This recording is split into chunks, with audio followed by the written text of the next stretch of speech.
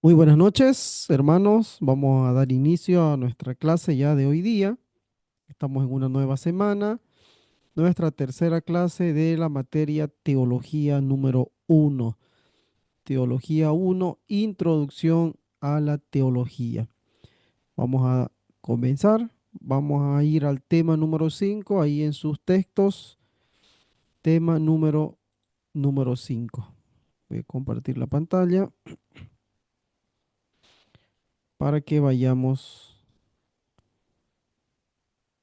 desglosando este tema ya. Muy bien.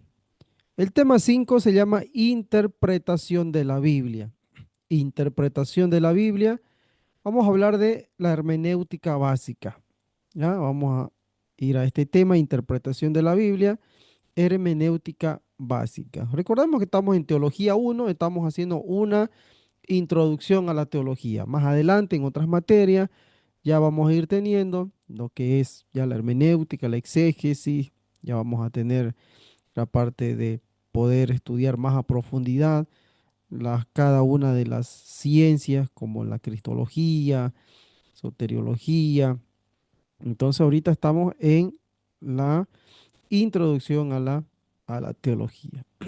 Muy bien, vamos entonces al punto número uno, la necesidad de interpretar la Biblia.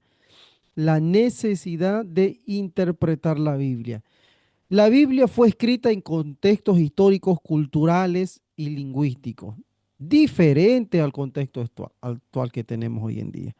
Por esta razón es necesario interpretar correctamente sus textos para comprender el significado original.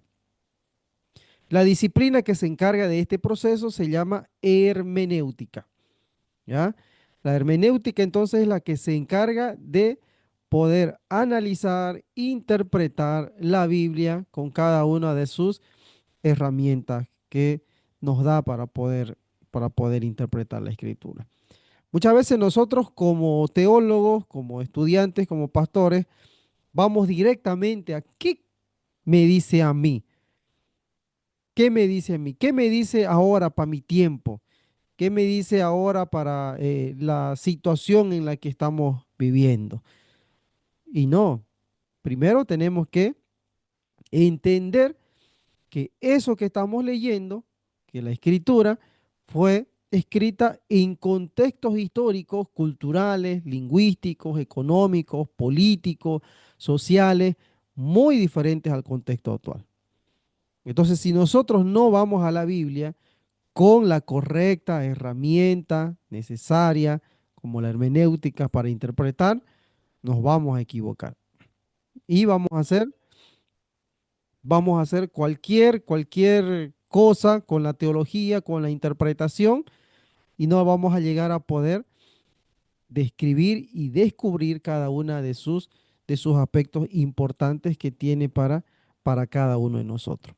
Entonces, recordemos que tenemos la necesidad de interpretar la Biblia, pero utilizando la hermenéutica, que es la que se encarga de interpretar la Biblia. Y la Biblia fue escrita en contextos históricos, culturales, lingüísticos, políticos, sociales, eh, culturales, eh, muy distintos al contexto en el que hoy en día nosotros nos movemos.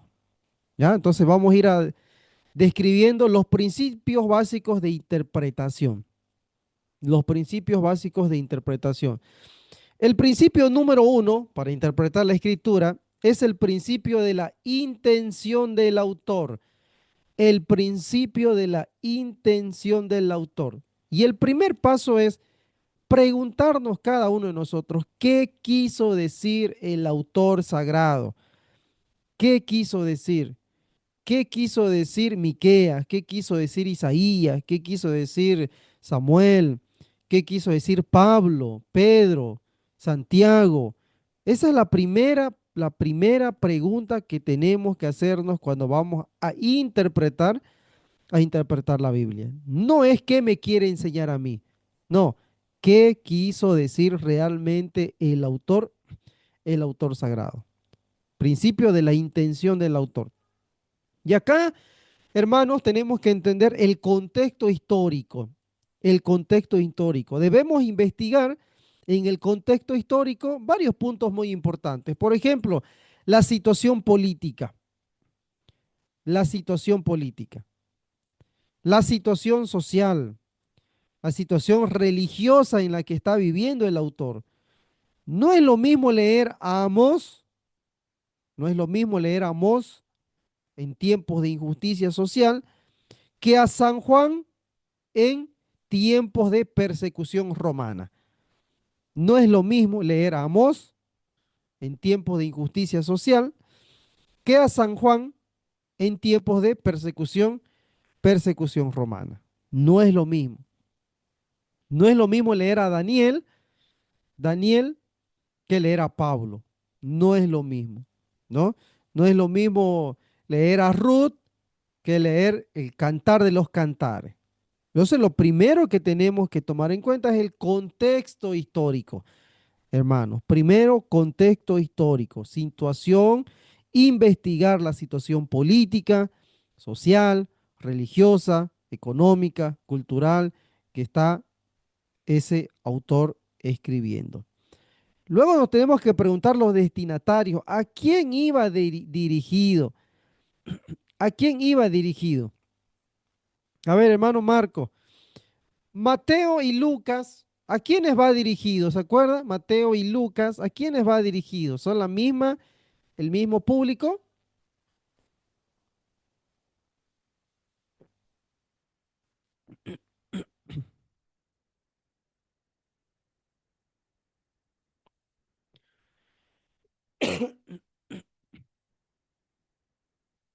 ¿A quiénes escribe Marco? ¿A quiénes escribe Lucas? Buenas noches, pastor. Mil disculpas, estoy a esta reunión. Tranqui. A lo que me acuerdo, Mateo va dirigido a los judíos y Lucas, si más no me equivoco, es a los gentiles. Ya, muy bien. Eso es lo otro que tenemos que preguntar. Eso es lo otro. Cuando hacemos interpretación, cuando hacemos hermenéutica, tenemos que preguntarnos a quién iba dirigido. No es lo mismo leer Mateo, que va dirigido a judíos, que leer a Lucas, que va dirigido a gentiles, a paganos, a inconversos, gente que no conoce. Lucas en su inicio está describiendo que está escribiendo para Teófilo. ¿Quién era Teófilo? Era un ciudadano romano.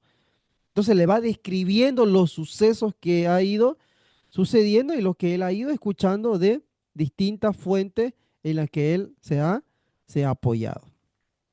Eso es lo primero, hermanos, el principio de la intención del autor. ¿Qué quiso decir realmente el autor sagrado? Investigar, investigar el contexto histórico, la situación política, social, religiosa, económica, cultural, en lo que está el autor. Lo segundo, ¿a quién va dirigido? Los destinatarios. Los destinatarios. Cambia la interpretación si el mensaje va dirigido a personas distintas. Judíos por un lado, gentiles por otro lado. Ese es el principio número uno. El principio número dos, el principio del género literario. El principio del género literario. La Biblia es una biblioteca, ¿no? Biblia. La Biblia es una biblioteca con múltiples géneros, muchos.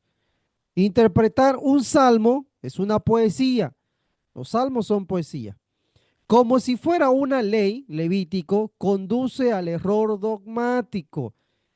Y es lo que muchas veces se ha hecho, ¿no? Sacamos de la poesía, de los salmos, leyes. Y no son leyes, ¿no? No son leyes. Los salmos son poesías. El Pentateuco, Levítico, ahí sí hay leyes. Entonces, cuando yo voy a interpretar la Biblia, tengo que entender el principio del género literario.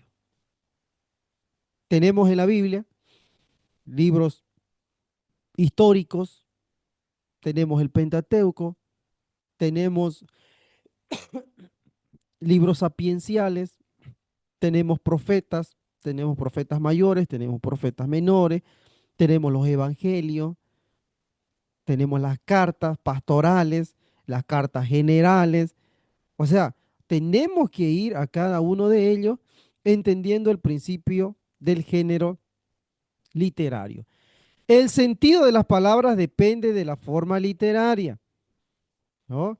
Hay muchas metáforas en la Biblia.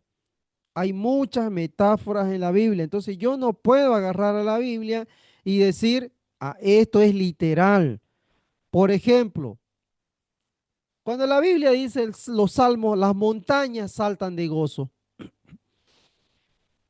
¿Es literal eso? ¿Las montañas saltan de gozo? ¿O es metafórico? ¿O es una metáfora? Eso tenemos que entender, ¿no? Un lenguaje metafórico. Cuando la Biblia dice las montañas saltan de gozo, está utilizando una metáfora. Es poética, es poesía, no es geológica. Entonces, hay que comprender esa regla de interpretación, el principio del género literario. Si nosotros no comprendemos los géneros literarios que hay en la Biblia, vamos a caer en errores dogmáticos. Vamos a caer en errores. Entonces, repito, ustedes como estudiantes tienen que entender qué género literario es el que estamos leyendo. ¿Es poesía? ¿Es metáfora? ¿Es biografía? ¿Es carta? ¿Qué es? ¿Es parábola? Entonces hay que entender esa cuestión de la interpretación. Punto número 3, principio número 3, el principio de la autocomprensión de la escritura. ¿Qué nos quiere decir esto? Hermanos, la Biblia se explica por sí misma. La Biblia se explica por sí misma. Esto fue muy estudiado, ¿se acuerdan? En el tiempo de la Reforma. En la Reforma con Martín Lutero y todos los demás que eran católicos, de tradición católica, ellos que empezaron a comprender que la Biblia tiene su explicación por sí misma. Y eso nosotros tenemos que tomar en cuenta este principio. La Biblia se explica a sí misma. Si hay algún pasaje que no se entiende, hay otros pasajes que dan la explicación. Hay otros pasajes que dan la explicación. Vamos a encontrar pasajes claros versus pasajes oscuros dentro de la Biblia. Pasajes claros versus pasajes oscuros. Entonces, cuando nosotros encontramos un texto difícil de entender, como algunos pasajes violentos del Antiguo Testamento, debemos interpretarlos a la luz de los pasajes más claros y centrales, como las bienaventuranzas o el mandamiento del amor, ¿no? Por ejemplo, Jesús mismo muchas veces dijo, ustedes saben que en la ley, que en el tiempo antiguo se decía ojo por ojo, diente por diente, mas yo os digo, ¿ve? Mas yo os digo, está, está analizando, está interpretando, está usando la palabra del Señor, pero también trayendo nuevas luces, nuevas enseñanzas de acorde a eso que está escrito. Entonces nosotros también, hoy en día, tenemos que entender esos pasajes claros, dándole, ¿no?, la debida interpretación con lo que hoy en día ya tenemos como las bienaventuranzas o los mandamientos o el mandamiento del amor. Entonces el principio número 3 es el principio de que la Biblia se explica por sí misma. La Biblia se explica por sí misma. Ese es, esos son los primeros 3 principios de la hermenéutica. Número 1, el principio de la intención del autor, el principio del género literario, número 2, y número 3, el principio de la autocomprensión de la escritura. El principio número 4 el principio del contexto. Hermanos, un versículo nunca es una isla. Nunca es una isla. ¿Qué quiere decir esto? Yo tengo que entender ese versículo a la luz del contexto inmediato. ¿Cuál es el contexto inmediato? Lo que me dice antes del párrafo y lo que me dice después del párrafo. ¿Ya? El principio del contexto es, nunca un versículo es una isla. Yo tengo que entenderlo a raíz del contexto, lo que dice antes del párrafo y lo que dice después del párrafo. Eso es lo primero que tenemos que tomar en cuenta. Mire, ¿qué hemos hecho del versículo? ¿Qué dice Filipenses 4:13? A ver, ¿qué dice Filipenses 4:13?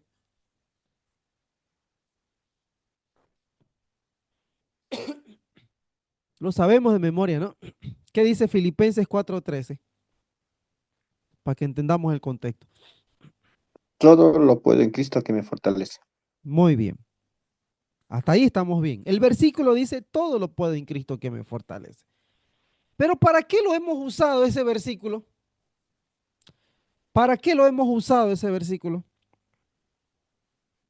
Estoy en el gimnasio haciendo 10 flexiones, alzando 50 pesas y digo, todo lo puedo en Cristo que me fortalece. Nada que ver. Estoy con mi novia, me deja, terminamos y digo, todo lo puedo en Cristo que me fortalece. Está fuera del contexto. Porque Filipenses 4:13, el principio del contexto, Pablo está escribiendo en una situación en la que él ha aprendido a pasar necesidad. Él ha aprendido a pasar necesidad. Ha habido circunstancias en que no he tenido nada y ha habido circunstancias en que he tenido cosas. Ese es el contexto histórico. Y de ahí dice, todo lo puedo en Cristo que me fortalece.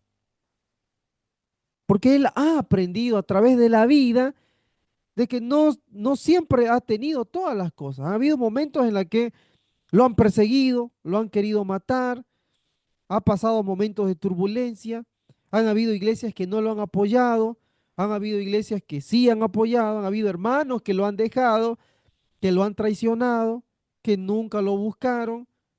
Entonces él dice, he aprendido a contentarme, he aprendido a estar con estas cosas. Eso es el principio del contexto, hermano. Eso es el principio del contexto. Luego tenemos el contexto remoto, donde el libro completo en el que se encuentra, entender el libro completo en el que se encuentra ese texto. ¿En qué se encuentra lo que está diciendo? En Ruth, en Salmo, en Proverbios, en Eclesiastés. ¿Dónde? ¿En qué libro está escrito eso? En los evangelios. Entonces yo tengo que entender el principio del contexto. Cuando el Señor habla en los evangelios, ¿cuál es el contexto? ¿Cuál es el pasaje anterior? ¿Cuál es el pasaje posterior a lo que está diciendo? Entonces, eso es lo segundo que tenemos que tomar en cuenta. Contexto remoto, el libro completo en el que se encuentra. Luego, el contexto integral, toda la Biblia, toda la Biblia. Entonces, primero, entiendo el contexto inmediato, párrafo anterior, párrafo posterior. Segundo, el libro en el que se encuentra. No es lo mismo Mateo que Lucas, no es lo mismo Lucas que Salmo, no es lo mismo Salmos que Isaías. Tengo que entender el libro donde se está describiendo ese versículo. Y número tres, el contexto integral en toda la Biblia. Ignorar el contexto es la causa principal de las herejías. Escúcheme bien, ¿eh? Ignorar el contexto es la causa principal de las herejías y de los fanatismos religiosos que encontramos hoy en día. ¿Por qué? Porque no hemos aplicado el principio del contexto. No hemos aplicado el principio de contexto. Ese es el principio número 4. Vamos al principio número 5, el principio de la analogía de la fe. El principio de la analogía de la fe. Si, por ejemplo, una interpretación bíblica me lleva a concluir que Dios no es amor, ya esa definición es falsa por definición. ¿Por qué? Porque choca con la Biblia, con la fe, de que la bondad absoluta de Dios es eso, Dios es amor. Entonces tenemos que tener en cuenta de que ninguna interpretación de la Biblia puede contradecir a la revelación que él ha dado. Y ya hemos hablado ya de la revelación en los temas anteriores, ¿no? De la revelación. Si, por ejemplo, algo de lo que se está diciendo va en contra de la revelación de la plenitud de Cristo, ya pues está mal entonces. No hay que escucharla, no hay que seguirla. Como ustedes ya han investigado algunas herejías, qué decían los gnosticismos, qué decía el docetismo, ¿no? ¿Qué era lo que iban enseñando? ¿Qué era lo que estaban predicando? Contrario a contrario a la Biblia. Entonces nosotros tenemos que seguir el principio de la analogía de la fe. No podemos contradecir lo que ya se ha descrito dentro de la teología de nuestro Señor, del Espíritu Santo, de Cristo Jesús, ¿no? Entonces hay que tener esa claridad. Número 6, el principio de la actualización. Ahora sí, mire, ¿en qué punto está? ¿En qué punto está que yo me tengo que preguntar qué me enseña el texto? ¿En qué punto está? ¿En el primero?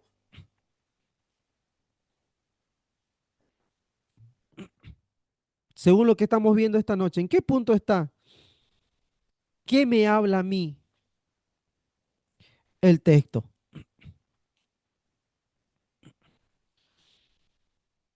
En el punto número 6. Recién en el punto 6 me hago la pregunta, ¿qué dice el texto para mí hoy? ¿Qué me habla a mí hoy? ¿Qué me enseña? ¿Qué puedo sacar de lo que estoy leyendo? Recién en el punto número 6, es decir, el puente hermenéutico. Hay un puente hermenéutico, ¿no? Ya he hecho el análisis histórico, ya he averiguado todo lo relacionado a la parte política, social, económica, cultural, lingüística, ya he hecho el principio del contexto, ya he hecho el principio de la analogía de la fe, ¿no? Ya he hecho los otros principios y ahora recién me ubico en el principio número 6. ¿Qué me enseña a mí hoy el texto? ¿Qué quiere decir eso? Que yo le tengo que dar una interpretación para el siglo de hoy. ¿En qué siglo estamos? Siglo XXI. Estamos en el siglo XXI. Entonces, lo que fue escrito hace 3.000, 4.000 años atrás, yo tengo que darle una interpretación hoy en día. Pero sin dejar a un lado lo que hemos visto. Entender el principio del contexto, entender el principio de la analogía de la fe, entender el principio histórico-cultural. Y de ahí recién me hago la pregunta final. ¿Qué me enseña a mí y qué le enseña a mi iglesia? ¿Qué le puedo transmitir a mi iglesia? ¿Qué le puedo transmitir a mis hermanos que están necesitando tal vez de una palabra actual hoy en día? Que puedo utilizar un pasaje bíblico, que puedo utilizar una poesía, que puedo utilizar una biografía, que puedo utilizar una parábola, un hecho histórico. De ahí saco la interpretación y enseño al pueblo lo que es para ese momento. ¿Alguna pregunta hasta acá de los principios de interpretación? ¿Alguna duda? No, tal vez una consultita, pastor. Y usted estaba hablando acerca de los pasajes claros y los pasajes oscuros. Yo tenía hace mucho tiempo un ejemplo, ¿no? Del pasaje oscuro, ¿no? Si tu mano te es de ocasión de caer, córtala, dice, ¿no? En Marcos Ah, nueve sí. cuarenta y tres. ¿Cuál sería el pasaje claro para esa situación? Eso, muy bien, exactamente. Ahora, claro, la cuestión ahí es que mucho lo hemos interpretado, ¿no? Literalmente. Ustedes sabían, por ejemplo, de que, ¿por qué se hicieron los monasterios en la antigüedad? ¿Han leído un poquito? ¿Por qué se hicieron los monasterios en la antigüedad? ¿Para qué? ¿Por qué?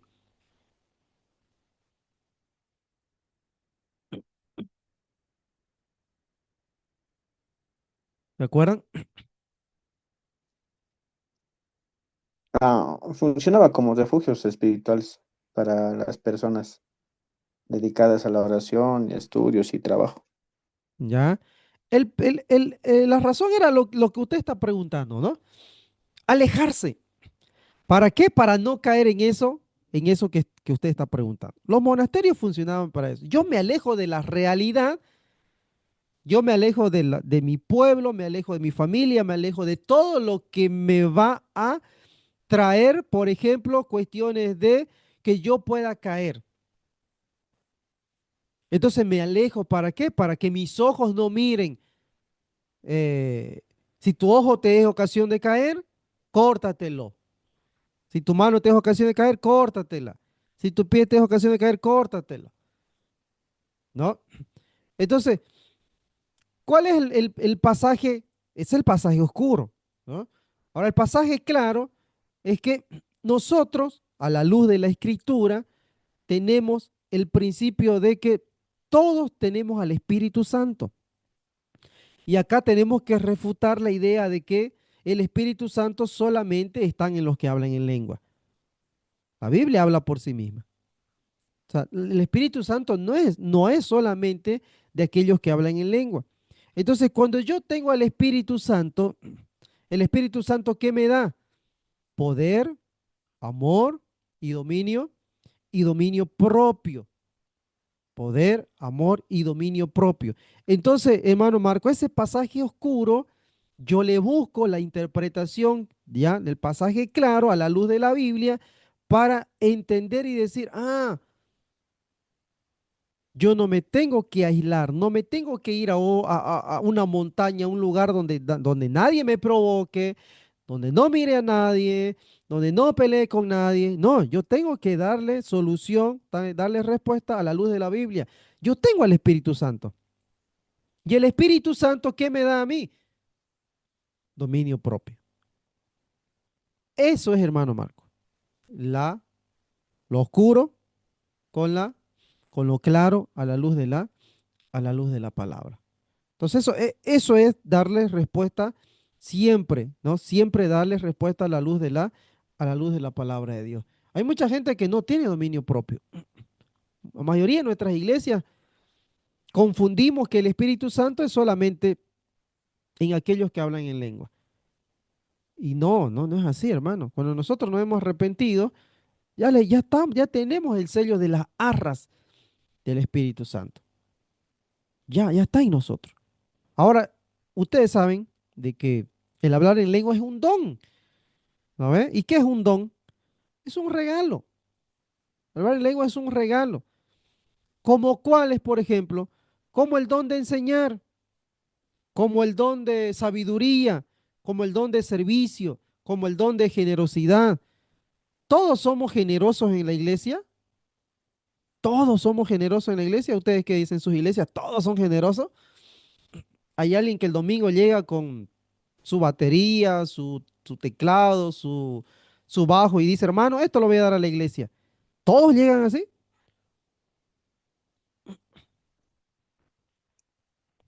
¿Cuánto sería que llegaran así? Pero no, lamentablemente no. Claro, no. No, pues. ¿Por qué? Porque es un don. Eso es un don. ¿Ya? Eso es las cosas que, por eso, hermano, yo siempre digo, a mí me alegra que ustedes estén aquí, que estén estudiando, que se estén preparando para que podamos ir comprendiendo mucho más lo que es la Biblia, cómo interpretarla, que salgamos de, de los errores muchas veces que aún tenemos dentro de nuestras iglesias. Muy bien. Entonces no olvidemos el principio número uno que hemos dicho, el principio de la intención del autor. Número dos, género literario. Número tres, autocomprensión de la escritura. Número cuatro, principio del contexto. Número cinco, el principio de la analogía de la fe. Y número seis, el principio de la actualización. Ahora, para finalizar esta parte, miren acá, les pongo una tablita, esta tablita, para que la comprendamos un poco mejor lo que estamos estudiando, ¿ya? Está, la herramienta es la crítica textual. En la hermenéutica tenemos una parte de la exégesis que se llama la crítica textual. ¿Cuál es su función de la crítica textual? Reconstruir el texto original lo más fielmente posible. ¿Ya? La herramienta se llama crítica textual. En la exégesis es la crítica textual. ¿Cuál es su función? Reconstruir el texto original lo más fielmente posible. Cuando yo les digo, por ejemplo, el libro de Daniel, el libro de Daniel, muchas veces le hemos dado cualquier interpretación, pero cualquier cosa. ¿Por qué? Porque no hemos aplicado la crítica textual. No se ha aplicado la crítica textual. La mayoría agarra y ya dice, a ver, ¿qué me habla hoy? Y lo relaciono con el norte, con el sur, con el este, con quién es el más poderoso, quién es el que tiene más dinero, ¿no? Y se ha ido así la interpretación. ¿Por qué? Porque no hemos hecho una crítica textual, reconstruir el texto original lo más fielmente posible. ¿Por qué existe la apocalíptica en la Biblia? ¿Por qué existe la apocalíptica en la Biblia? Eso tenemos que preguntarnos. ¿Qué es la apocalíptica? La apocalíptica es el sinónimo, es la teología del sufrimiento.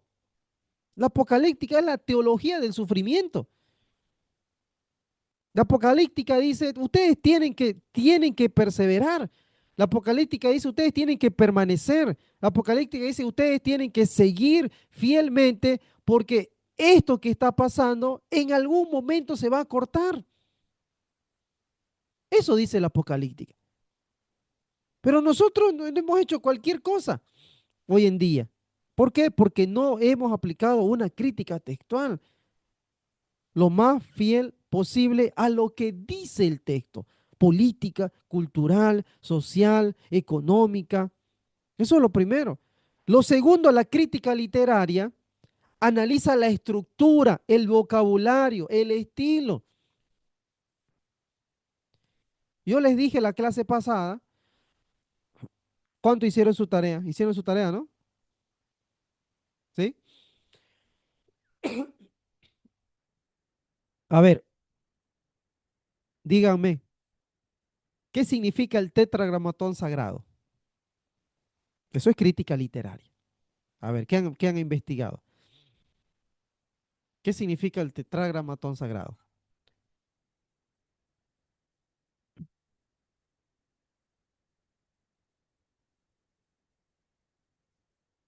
De lo que investigaron, a ver.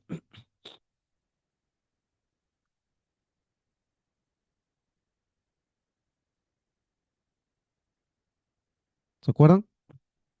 A ver, estoy abriendo mi documento. Lo Ah, que he ah, investigado es el nombre revelado a Moisés en la zarza ardiente. ujú, Gramaticalmente deriva de la raíz hebrea, el ser o el existir, que es el vocabulario. Ujú. eh, H, I y H, su significado en interpretar es como el que es, el que era, es y será, o aquel que hace que todas las cosas lleguen a ser. Ajá. Qué bueno, ¿no? Eso está, ¿qué está aplicando ahí, hermano Marcos? Crítica literaria. Está analizando la estructura de las palabras. Yo le decía la anterior vez, ustedes cuando van al texto original tienen 60 interpretaciones de cada raíz hebraica. Tienen 60 interpretaciones de cada raíz hebraica. ¿Qué quiere decir? Que lo que ustedes leen, que lo que leemos de la Reina Valera 1960 es una de las 60 posibilidades. ¿Ve? Es una de las 60 posibilidades. La Reina Valera actualizada introduce otras palabras también que no están mal. A mí me causaba tristeza, enojo a veces también, chiste, porque mucha gente salió a decir, la nueva versión internacional es la Biblia del diablo. A ver, ya pues, crítica literaria. Tenemos 60 posibilidades de interpretar la Biblia y solo tenemos una. Y con esa una ya queremos creernos lo que sabemos, lo que manejamos, lo que conocemos. A ver, por favor, yo les digo, ve, hay que un poquito ver la crítica literaria de analizar la estructura de cada palabra hebraica. Nosotros le hemos traducido esa palabra que decía el hermano Marco como Jehová. Y yo lo dejaba a los testigos de Jehová y les digo, no, no existe Jehová. No porque no exista, ¿no? Sino por una cuestión literaria. ¿Mm? ¿Por qué? Porque la definición es, yo soy el que soy. Incluso yo puedo decir el que existe por sí mismo. Yo puedo decir el eterno. Yo puedo decir el que está en todo lugar, por la misma definición que nos dio el hermano Marco. Pero eso es crítica literaria. La estructura, el vocabulario y el estilo. Y número tres, la crítica de las fuentes. Identificar si el autor usó documentos previos. Ejemplo, los documentos Q de los evangelios. Los documentos Q en los evangelios, por ejemplo. Tenemos que hacer crítica de las fuentes también. ¿Cuáles fueron las fuentes de Mateo? ¿Cuáles fueron las fuentes de Pedro? Lucas, ¿cuál fue su fuente? Y eso no vamos a, hermanos, eso no vamos a saber pues leyendo con quién me casaré, el poder de la mente maravillosa, cómo hacerme rico. No voy a conocer documentos, críticas de la fuente si yo me dedico a leer cualquier otra cosa y no documentos que me van a ayudar a mí a interpretar la escritura. Los documentos Q fueron descubiertos recién en el año 1947, 1948, del Qumran, que son los documentos más recientes que se han encontrado dentro de la arqueología bíblica. Eso es hacer una crítica de la fuente. ¿Ah? Y ahí se encontraron varios pergaminos, varias cuestiones que nos dan luz para poder interpretar la escritura. Y número cuatro, tenemos otra herramienta de la hermenéutica existencial. Aplicar la verdad descubierta a la conversión personal. Aplicar la verdad descubierta a la conversión personal. Yo cuando me convertí a los 17 años, por ejemplo, yo leí el Salmo 3. Yo leí el Salmo 3, muchos son los que dicen de mí, para él no hay salvación en Dios. Y cuando yo leía el Salmo 3 lloraba. Y les digo en verdad, yo lloraba con el Salmo 3. ¿Por qué? Porque yo me crié en una iglesia evangélica. Desde mis 4 años, 5 años, yo ya iba a la iglesia. Pero nadie me buscó, el pastor no me buscó, los líderes de jóvenes no me buscaron, nadie se acercó a mí para decirme, Douglas, vení, vamos a un campamento, vení, vamos a jugar pelota, ¿te gusta esto? Cuando yo me convertí recién se enteraron que yo era el mejor alumno de mi colegio. Cuando yo me convertí recién se enteraron que yo jugaba pelota. Y muchos llegaron y me dijeron, Douglas, perdón porque pensamos que nunca te ibas a convertir, porque eras un muchacho de la calle, porque eras un muchacho que estaba en las pandillas, porque eras un muchacho que era pleitero. Pero si yo era así, ¿por qué no me buscaron? ¿Por qué no se acercaron a mí para rescatarme? Eso es la hermenéutica existencial, aplicar la verdad descubierta a mi conversión personal. Ahora, claro, ya han pasado más de veintitantos años de que me convertí y ya no lloro con el Salmo 3, ¿no? Ya no lloro con el Salmo 3. Ya, ya ha pasado esos momentos. Ahora saco otras enseñanzas del Salmo 3. Saco otras interpretaciones del Salmo 3. Yo digo, cuando leo el Salmo 3, yo digo, yo no voy a hacer jamás lo que me hicieron a mí. Jamás. Si alguien llega, yo lo voy a recibir, yo lo voy a abrazar, yo lo voy a formar parte, yo le voy a pagar si no tiene para una comida, yo le voy a pagar si no tiene para algo, yo le voy a decir, vamos, nadie se queda. ¿Eh? ¿Por qué? Porque yo aplico la verdad, la hermenéutica, a mi propia conversión. Lo mismo me pasa con el Salmo 23. Todos dicen, el Señor es mi pastor, nada me faltará. Y nos quedamos con ese versículo del Salmo 23. Yo me voy a lo último. Aderezas mesas delante de mí en presencia de mis angustiadores. Eso es para mí lo más fabuloso del Salmo 23. Porque lo aplico a mi conversión personal. Porque cuando nadie estaba, cuando nadie me buscó, cuando nadie se preocupó por mí, Dios estaba preparando mejores cosas para mí. Eso es una herramienta también de la hermenéutica existencial. Ustedes, hermanos, utilicen la Biblia, utilicen los pasajes para darle realce a, a sus enseñanzas, a sus prédicas, dentro de lo que ustedes hagan como líderes, como ministros del Señor. ¿Alguna pregunta hasta aquí? Esas son algunas herramientas que tenemos dentro de la hermenéutica. ¿Preguntas, dudas, comentario?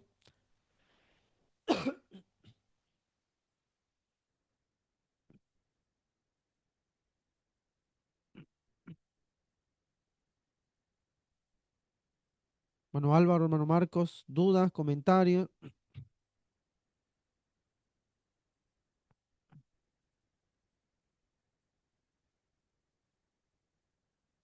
Ninguna. Ninguna persona. Ya, muy bien. Como hay poquitos, vamos a continuar, así ya nos vamos más tempranito, ¿ya? Para no tener el break. Igual yo estoy resfriado un poco, no sé si me notan. Vamos a continuar nomás, ¿ya? Y de ahí terminamos. Vamos a el número 3.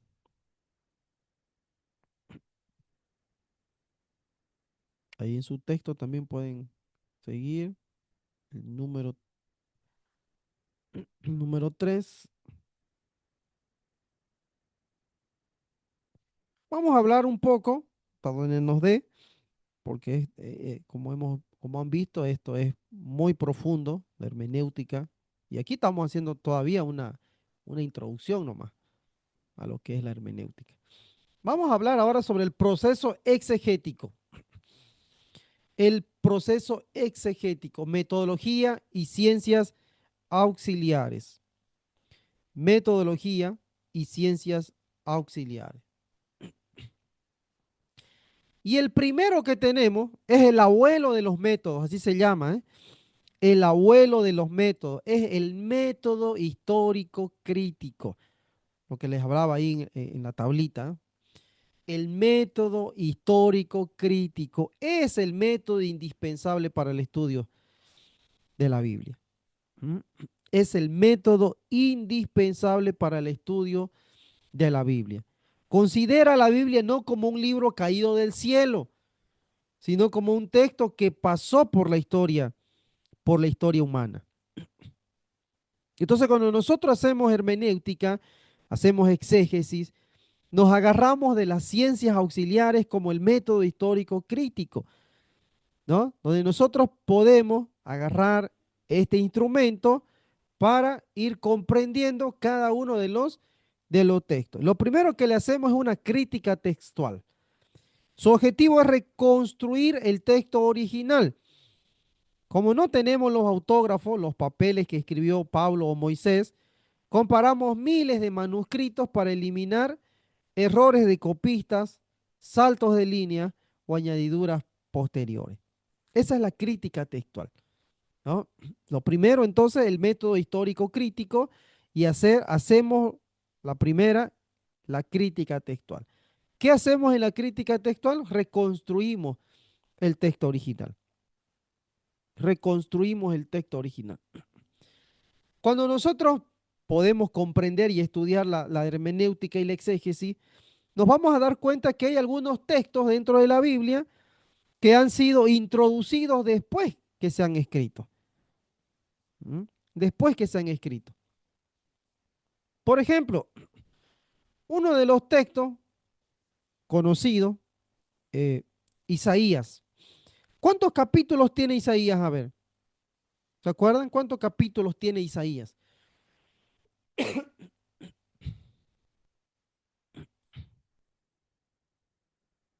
¿Cuántos capítulos tiene Isaías?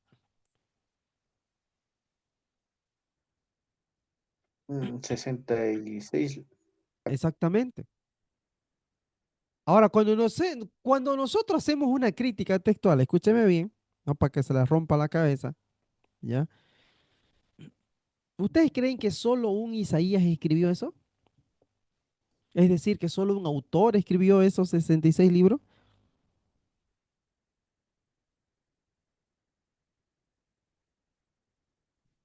¿Qué piensan? No creo, son varios. Exactamente, exactamente. Ahora, ¿qué quiero decir con esto? De que nosotros tenemos el libro de Isaías que tiene 66 capítulos, pero no lo escribió una sola persona. ¿Era un solo Isaías? ¿O había un solo Isaías? ¿O su nombre era Isaías? Tal vez no se llamaba Isaías y escribió. ¿Por qué les digo esto? Porque no es lo mismo leer Isaías capítulo 1, 10, 12, que leer Isaías 53. No es lo mismo. No es lo mismo leer Isaías 60 que leer Isaías 40, 41. No es lo mismo. Teológicamente, hay cuestiones distintas ahí, ¿ah? Dentro de Isaías. Hay cuestiones muy distintas. Entonces, eso es hacer un método histórico crítico. ¿Ah? Eso es el primer paso exegético que tenemos que hacer. El método histórico crítico.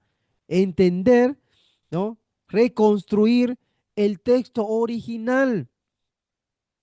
Reconstruir el texto original. Lo mismo pasa con Miqueas.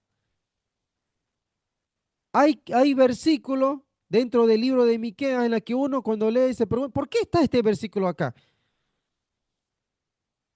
¿Qué ha pasado? ¿Por qué habla así de los reyes, de los que están en poder, en eminencia? ¿Por qué habla así? ¿Por qué los que hicieron la copia o los que después iban escribiendo introdujeron ese versículo clave ahí dentro de lo que decía? Si no cualquiera podía escribir. ¿Ah? No cualquiera podía escribir. ¿Con qué intención lo dejaron? ¿Por qué lo añadieron? Ah, eso es hacer método histórico crítico, ¿eh? Eso es hacer método histórico crítico. Y uno lee Miqueas y se encuentra con cosas de que esto no debería estar aquí, pero está ahí, está ahí. Y hacen al todo del pasaje bíblico. Lamentaciones, lamentaciones. Todo el libro habla de lamento, del lloro, del llanto. Pero hay un versículo que dice, este, tus misericordias son nuevas cada mañana. ¿Se acuerdan, no? Tus misericordias son nuevas cada mañana.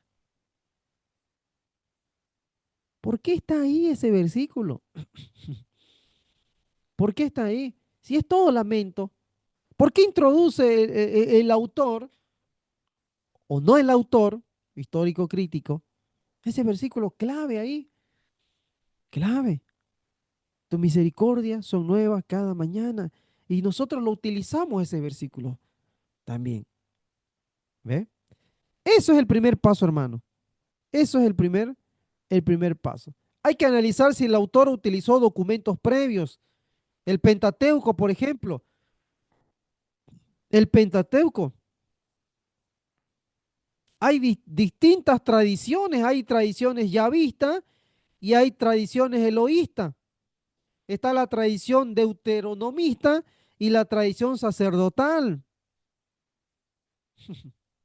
Repito, ¿eh?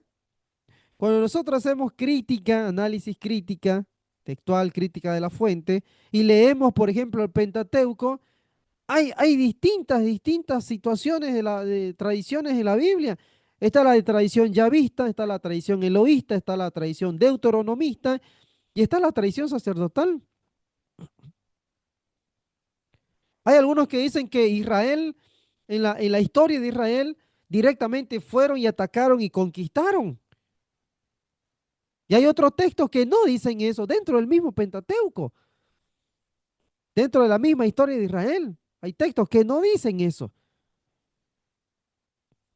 que costó, que fue tiempo. Es más, miren, la Biblia dice que hubieron otros que se iban sumando a la gran historia de Israel. ¿Por qué hay eso? ¿Por qué hay eso?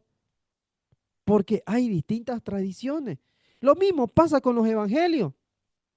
No es lo mismo los evangelios sinópticos, Mateo, Marcos, Lucas, que el libro de Juan. No es lo mismo. Pero si Mateo y Juan fueron discípulos de Jesús, ¿por qué hay diferencias? Por lo mismo, crítica de las fuentes, el método histórico crítico, el método histórico crítico. Y luego tenemos la crítica de la redacción, estudia cómo el redactor final organizó el material. ¿Por qué Mateo pone el sermón del monte al principio? ¿Mm? ¿Por qué Mateo pone el sermón del monte al principio? ¿Cuál es su intención teológica? ¿Por qué Juan no habla de parábolas y habla de otras cosas teológicas? Eso es, hermanos, la crítica de la redacción, el punto exegético del método histórico crítico. Pregunta de este punto uno, preguntas, dudas.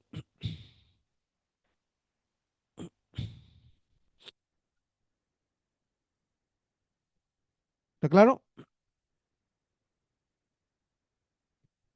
Claro, clarísimo. Sí, pastor. Vamos al punto número dos. Crítica de las formas. La crítica de las formas. Este método, este método sostiene que antes de ser descrito, el contenido de la Biblia vivió de forma oral en la comunidad. ¿Ah?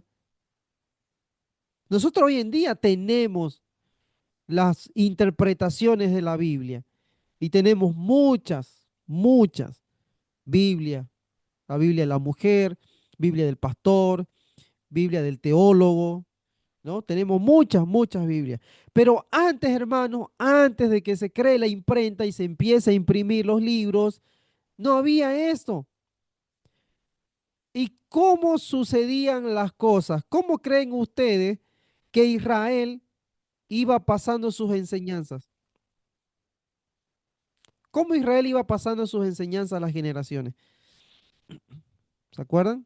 ¿O tienen alguna idea? ¿A través de qué Israel pasaba sus enseñanzas a sus generaciones?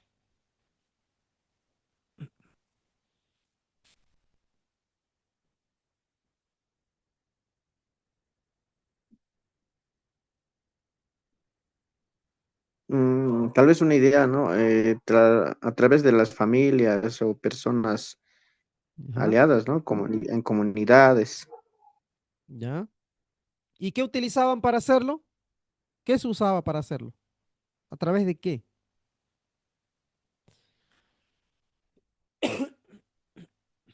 Si no había escritura, no había libros, no había imprenta, ¿qué se usaba?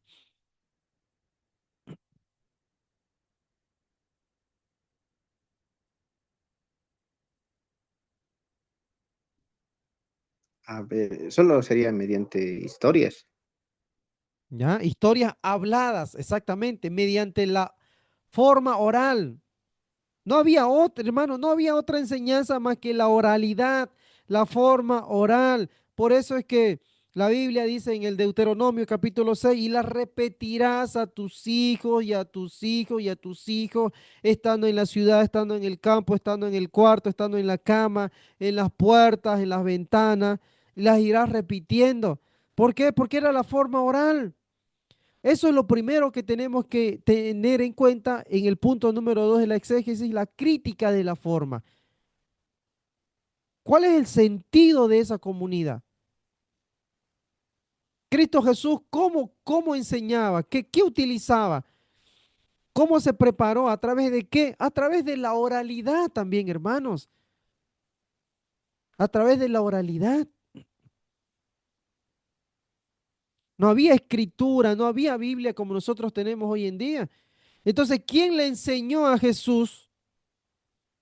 ¿Quién le enseñó a Jesús? La familia, las familias. ¿Quién le enseñó a Caín y a Abel? ¿Quién le enseñó a Moisés, a Josué? ¿Quién le enseñó a los hijos de los profetas a seguir a Dios, a servir a Dios? Los padres. ¿Qué pasó con Elí? ¿Qué pasó con Elí? No le dijo nada, no lo amonestó, no lo corrigió y fue destruido. No hubo gente, sacerdote en su familia. ¿Por qué? Porque la enseñanza se iba diciendo de forma oral. Lo mismo pasaba en las comunidades. Pablo, Juan, ¿cómo eran sus predicaciones? Era de forma oral. No habían que miles de libros en los que se pasaban y se llevaban. Eran exclusivos, solamente había en la sinagoga, en el templo, y solamente familias sacerdotales tenían esto. Entonces, hermanos, no se olviden que el punto número 2 de la exégesis es la crítica de la forma, cómo se transmitió de forma oral en la comunidad la enseñanza. Jesús, por ejemplo, utilizó parábolas para confrontar a los fariseos. Pablo y Sila cantaron himnos en la liturgia de la iglesia primitiva, ¿no? Eso es lo que tenemos que tomar en cuenta dentro del punto número 2, la crítica de la forma. Entonces, al identificar la forma, hermanos, evitamos errores de interpretación. ¿Ah? Evitamos errores de interpretación. No le pedimos exactitud biográfica a una parábola, ni rigor científico a un relato poético de creación. ¿Por qué? Porque entiendo la forma en que fue escrito. Una parábola es una metáfora muchas veces. Jesús ha utilizado metáforas para enseñar, ¿no? Ay, ustedes, escribas y fariseos, son como sepulcros blanqueados que por fuera se muestran bonitos, pero por dentro están hediendo. ¿Ve? Eso es la crítica de las formas. ¿Está claro?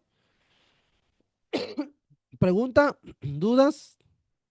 Número 2. ¿Se entiende? Sí, Muy bien, vamos al número 3 entonces. Punto número 3, el análisis narrativo, la nueva frontera.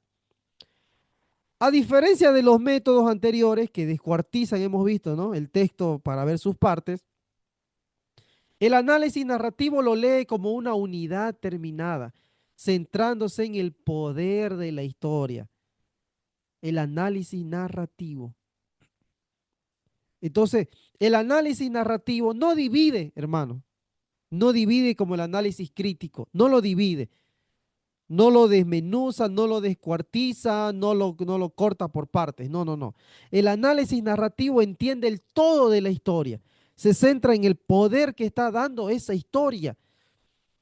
Por ejemplo, cuando uno lee este, la narración de este, el ciego Bartimeo, cuando ustedes hacen un análisis narrativo del ciego Bartimeo, sin partirlo, sin nada de descuartizarlo, es una belleza. ¿Ah? Es una belleza el ciego Bartimeo. ¿Por qué? Porque él grita y dice, Señor, ten misericordia de mí. Señor, ten misericordia de mí. Y algunos lo callaban, dice, cállate, cállate. Y él clamaba más y más, hasta que Jesús lo escuchó. Pero antes de eso, uno sigue leyendo la historia y uno dice, ¿por qué? Se pregunta, ¿por qué clama el ciego Bartimeo? ¿Qué sabía de Jesús? ¿Qué conocía de Jesús? ¿Qué entendía de Jesús? Y recién tal vez estaba pasando por ahí. Alguien le habrá contado, es Jesús el Mesías, es Jesús el que está viniendo por acá. Mira, oye, Bartimeo ya ha sanado a varios allá. Capaz que alguien le contó. Y él en ese cuento, en esa narración, él agarra confianza, él agarra fe, él agarra coraje y se levanta del lugar en el que está, tira su manta, tira lo que él tiene ahí y en fe grita. ¿Ve? Y cuando está delante de Jesús, siguiendo la narración, porque eso es lo fabuloso de la narración, Jesús le pregunta, ¿qué quieres que haga? Y yo les pregunto, ¿Jesús no sabía que estaba ciego el tipo? ¿Ustedes qué dicen? ¿Jesús sabía o no sabía que estaba ciego el hombre?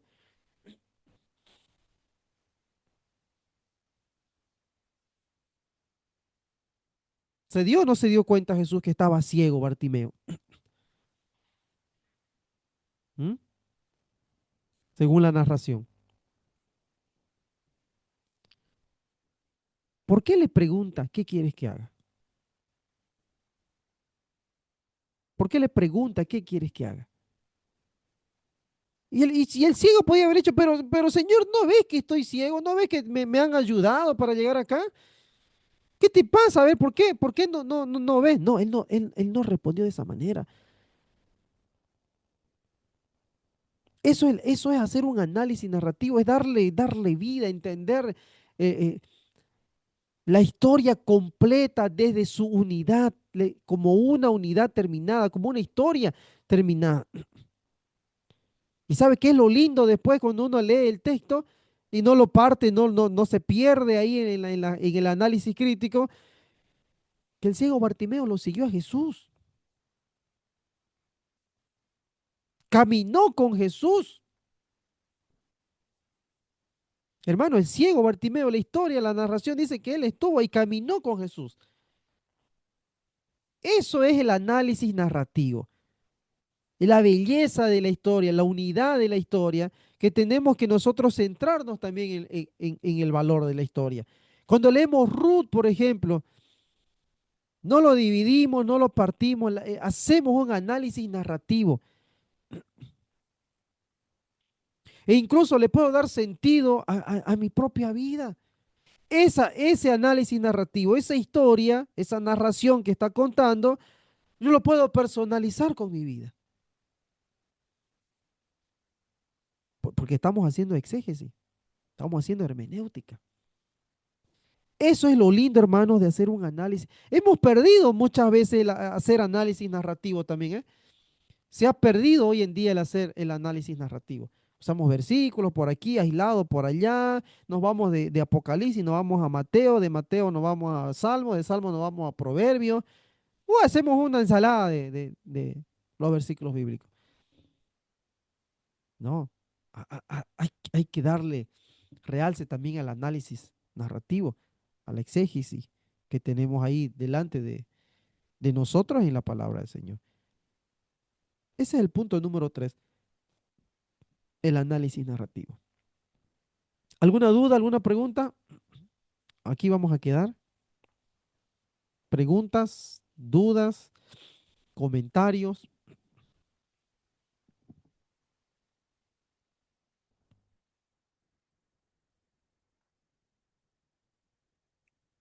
No, más bien, gracias, pastor, por ese tema. Y es la verdad que sí, nos falta bastante en ese análisis narrativo, ¿no? Ya nosotros parece que ya la mayoría andamos picando versículos por aquí y por allá Ujú. y al final no llegamos a una sola conclusión, ¿no? Un solo tema. Nos vamos desviados por de tres o de un camino que tenía que irse, se va a cuatro, a cinco temas y todo Exactamente. queremos volver, pero ya nos hemos perdido. Y la gente se pierde, hermano. Eso es lo que no entienden, o sea, no logro entender. La gente misma se pierde. ¿Mm? Porque la gente ahí ya terminó perdida con otros temas aislados que no responden a lo que se quiere enseñar. Entonces, pero ahí tenemos, ¿eh? Ahí estamos haciendo una introducción a la hermenéutica. Como les digo, esto es básico, ¿eh? Espero a ver si más adelante tenemos la oportunidad de que pasemos ya a exégesis y hermenéutica. Ahí vamos a aprender mucho más. Bueno, hermanos, hemos llegado al final entonces. Como no hemos terminado, no hay tarea. No hay tarea, vamos a esperar terminar ya el jueves y de ahí sé que descansen estos días.